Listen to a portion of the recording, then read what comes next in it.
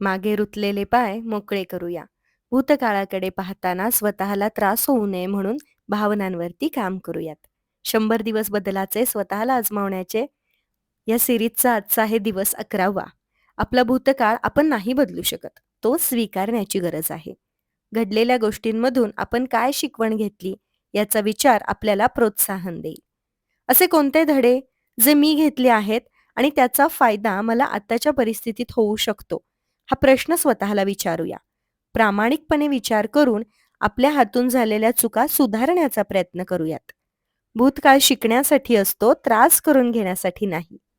100 दिवसातल्या या रोजच्या विषयावरती आपल्याला आपलं प्रामाणिक मत मांडायचं आहे.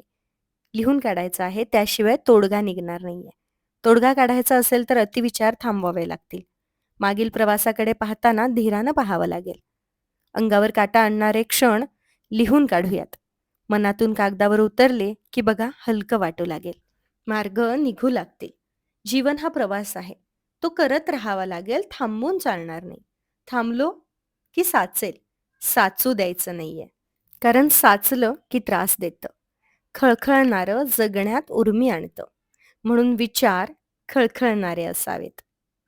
लक्ष वास्तवाकडे देऊयात, वर्तमानाकडे देऊयात आणि आनंदाने जगत राहण्यासाठी प्रयत्न करूयात.